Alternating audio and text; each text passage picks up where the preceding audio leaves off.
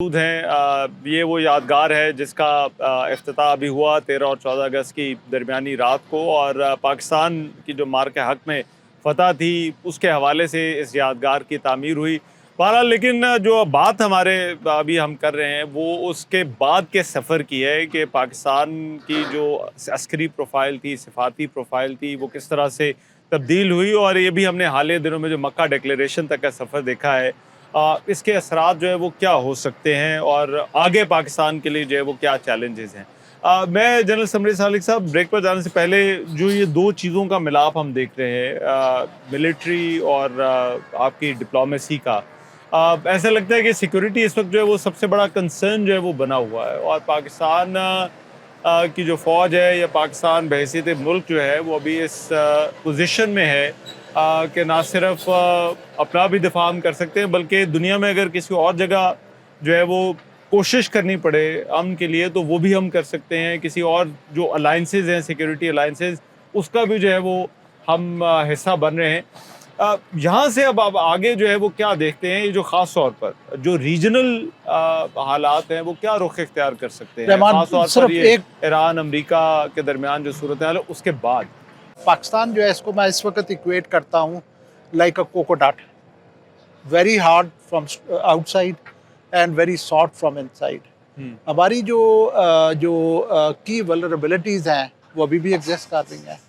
आगे की अगर मैं बात करना चाहूँ तो मैं कहना चाहूँगा कि जिस तरीके से हमने एक्सटर्नल लेवल के ऊपर मीडिएशन करके अमन करवाया है, उसी तरीके से हमारे जो इंटरनल जो सेक्टर्स हैं, वेरियस सेक्टर्स, उसमें भी हमें उसी जज्बे के साथ अमन लाना चाहिए। बिल्कुल सही। जब तक हम इंटरनली स्टेबल नहीं होते, इंटरनली स्ट्रॉन्ग नहीं होते, तो हम एक्सटर्नल चैलेंजेस को बहुत अच्छे तरीके से फेस नहीं राइट। कर और ये सकेंगे। बड़ा इम्पोर्टेंट भी है, देखिए, क्योंकि बहुत सारे 14 अगस्त के हवाले से भी बात होती है, तो हम यही कहते हैं कि हमारे सियासी इख्तलाफात हो सकते हैं, सियासी पार्टियां हमारी डिफरेंट हो सकती हैं, हमारे नज़रियात एक दूसरे से मुख्तलिफ होते हैं, लेकिन मुल्क तो सबका है और एब्सोल्युटली। उस मुल्क के लिए जो है वो हम इकट्ठे हैं। तो ये बड़ा इम्पोर्टेंट है। लेकिन अब ये जो 1947 से लेकर यहाँ तक का सफ़र है, अब इसमें चैलेंजेस बहुत सारे रहे हैं। आगे आप क्या देखते हैं कि मिलिटरीली ख़ास तौर पर, और ख़ित्ते के हवाले से मैं आपसे ख़ास तौर पर जानना चाहूँगा कि पाकिस्तान का किरदार जो है वो किस तरह से जो है वो तब्दील हो रहा है? रहमान, मैं तो चाहूँगा कि पाकिस्तान 77 साल से सिक्योरिटी स्टेट रही है हुँ, और उसकी हमने कुछ कीमतें भी पे की हैं। मेरी विश एंड डिज़ायर ये होगी कि पाकिस्तान को ट्रांजिट करना चाहिए from security state to economic state. हुँ, और चाइना पाकिस्तान इकोनॉमिक कॉरिडोर एक बहुत अच्छा आपके लिए एक अपॉर्चुनिटी है। अगर हम सिक्योरिटी डोमेन में ही रहते हैं, हुँ, सिक्योरिटी रेलेवेंसी हमारी रहती है, तो फिर ये है कि मुझे ये फेयर है कि 21वीं सदी के जो जियोपॉलिटिकल साइकिल जो अभी इमर्ज हो रहा है, हुँ, पहले भी यही हुआ है। हमारे डिफेंस मिनिस्टर ने कहा कि we did dirty work for the West. हुँ, 21वीं सदी में हमने देखना है कि हम क्या करते हैं, किस साइड पे हम होते हैं, positive side of the room और negative side of the room. हुँ, सो वाइल सिक्योरिटी चैलेंजेस हैं, हमारे अंदर हाँ, कैपेबिलिटी भी है उनको मीट करने की, लेकिन पाकिस्तान की जो फ्यूचर सिक्योरिटी है that lies in economic stability. Right, Soviet Union के पास huge stockpile of weapons हाँ, था, लेकिन ये वो क्रम्बल कर गया बिकॉज ऑफ इकोनॉमिक वल्नरेबिलिटी। और बिल्कुल मैं सही। एक और बात कहना चाहूँगा कि political stability leads to economic stability, it can ठीक, not be done other way around. ठीक। राइट। इमरान साहब, 1947 से जो हमने डिप्लोमेटिकली तो हमने बहुत पाकिस्तान के हवाले से चैलेंजेस उन्हें कह लें, कामयाबियाँ जो है वो देखी। यहाँ से आप हमारा जो सिफारतकारी है उसको आप जो है वो किस तरह से ऑनवर्ड्स जो है वो किस तरह से देखते हैं? देखिए, सिफारतकारी एक एक ख़ास एक रूटीन है। सिफारतकारी उसी वक्त कामयाब होती है, जैसे आप दोनों भी डिस्कस कर रहे थे, कि अगर आप इंटरनली स्ट्रॉन्ग हो। अगर पाकिस्तान की ये जो ईरान के बॉर्डर से आप एडवांटेजेस चाहते हैं, या नई जो ट्रायलैटरल अलायंस है इसकी इसके फ़ायदे चाहते हैं, तो जब तक आप इंटरनली उसको एब्जॉर्ब करने के लिए तैयार नहीं है ना हो, और आपके पास कोई प्लान ना हो, हुँ, और प्लान होना चाहिए आपको अवाम की बहबूद का। इंटरनल चीज़ें बाकी दूर चली गई। जो पाकिस्तान का आम इंसान है उसको उसकी एक तो गुर्बत कम होनी चाहिए, हुँ, महंगाई कम होनी चाहिए, और सबसे इम्पोर्टेंट है कि आपकी जो सिविल सर्विस है वो बिल्कुल इनफेक्टिव है लोगों तक रिलीफ पहुंचाने में. It's still moulded in the old ये हाँ कॉलोनियल मॉडल पे है. इसको आपने छोड़े रखा है बहुत सालों से और आप इसकी वजह से सफ़र करेंगे. ये जो एक डिबेट हो रही है कि पाकिस्तान को सूबे वगैरह बनाने चाहिए, अगर आप सूबे बना भी लेंगे तो आपको मज़ीद इम्पीरियल ब्यूरोक्रेट्स उन सूबों में मिलेंगे, फ़र्क कोई नहीं बेसिकली पड़ेगा. एफिशिएंसी जो सिस्टम की डिलीवरी है उसके अंदर जो है वो एक एफिशिएंसी जो है वो होनी चाहिए.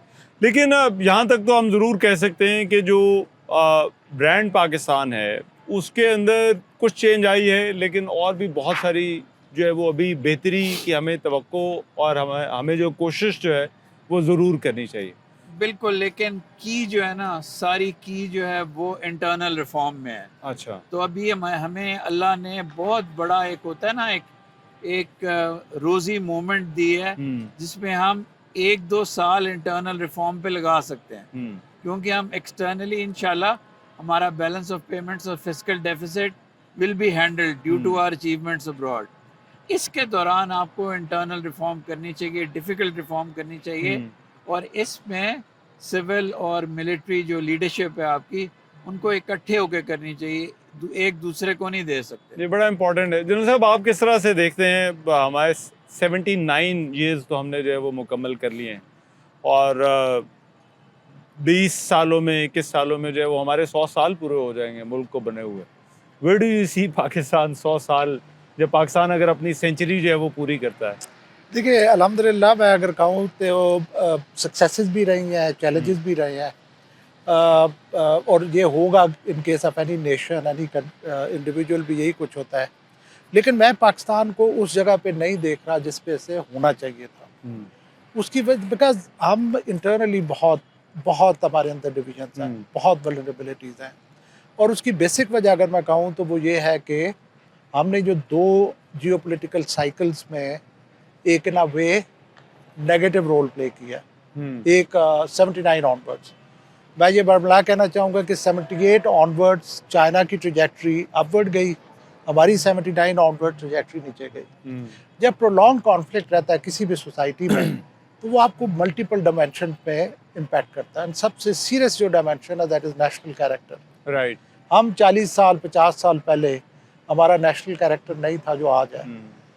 सो मैं ये समझता हूँ कि पाकिस्तान को इस वक्त इमरान साहब, व्हाट डू यू थिंक, ये जो हमने डिप्लोमेटिकली जो अचीवमेंट्स की हैं, अब इनको कंटिन्यू हम जो है वो किस तरह से कर सकते हैं? एक तो एंगेजमेंट है हमारी अब इन मुल्कों से, ख़ास तौर पर बावजूद इसके कि वो मफाहमती यादाश्त जो है वो उस पर उस तरह से अमल नहीं हो रहा, लेकिन पाकिस्तान की कोशिशें फिर भी जो है वो जारी हैं. बट ये जो कंटिन्यूस एंगेजमेंट है, कंटिन्यू कोशिशें हैं, इन्हीं को सस्टेन करना होगा, क्योंकि कहते हैं कि वो पहाड़ पे चढ़ जाना आसान होता है, लेकिन पहाड़ पे रहना जो है वो ज़्यादा मुश्किल काम है.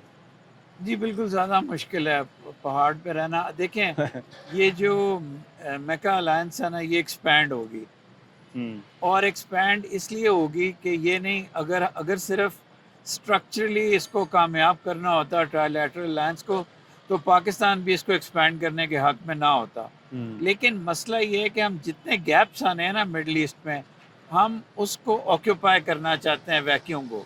और इसमें इजिप्ट, अभी कुछ इजिप्ट को रिजर्वेशंस हैं, क्योंकि अगर इजिप्ट इसका हिस्सा बनता है तो इजिप्ट को जो अपनी स्लाइटली उसकी इजराइल की जो उसकी कुछ पॉलिसीज़ हैं उसको उनको छोड़ना पड़ेगा. वो नेबर है. 100% Kuwait is interested, 100% Qatar is interested. तो ये बढ़ेगी, फिर आपको इसको सस्टेन करना पड़ेगा. इसका सेक्रेटेरिएट जो है वो रियाद में होगा. आपको अपने डिप्लोमेट्स को ट्रेन करना पड़ेगा मिडल ईस्ट के लिए. अरबिक लैंग्वेज की एक्सपर्टीज़ आपको चाहिए होगी. ये काम आपको अभी करने पड़ेंगे. और ऑल्सो आपने कहा कि जो गैप आएंगे इस जंग के बाद, उनमें बहुत सारी इकोनॉमिक अपॉर्चुनिटीज़ भी तो होंगी जिनको हमें देखना चाहिए, जिनके लिए हमें कोशिश करनी चाहिए. इकोनॉमिक अपॉर्चुनिटीज़ आपको देखें, आपको जो सबसे बड़ा मसला है ना वो फिस्कल डेफिसिट का है. आपको पैसे मिल जाएंगे, लेकिन अगर आप ये समझते हैं कि आपको ट्रेड को कोई फ़ायदा होगा आई डाउट इट। दूसरा आपकी लेबर को, वो उसके लिए आपको पाकिस्तानियों का केस प्लीड करना पड़ेगा। आप जब तक पाकिस्तानियों को ट्रेन नहीं करते, ये आपकी बेल्ट है वज़ीराबाद गुजरात की, इसके अंदर आप लैंग्वेज इंस्टीट्यूट्स लगा दें, इधर ट्रेनिंग कर लें, बाहर जाने की आपको किसी किस्म की प्रॉब्लम ही नहीं है। अगर आप ट्रेन मैन पावर देंगे गल्फ़ को, आपकी बहुत मैन पावर अब्जॉर्ब हो जाएगी, आपकी रेमिटेंसेस बेहतर हो जाएंगी।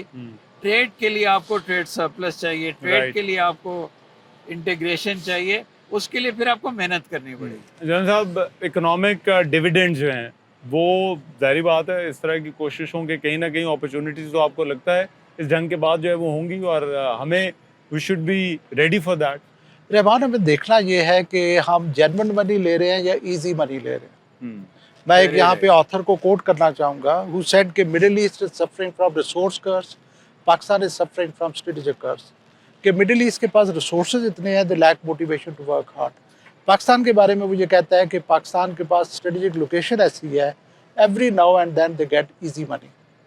हमें इजी मनी के लिए नहीं जाना, हमने परमानेंट मनी के लिए जाना है, और वो तब होगी जब हमारे स्ट्रक्चरल रिफॉर्म्स होंगे, हम इंटरनली हमारे जो प्रोसेसेस ऐसे होंगे कि हम कमाना शुरू करें रादर दैन कि हम लोगों से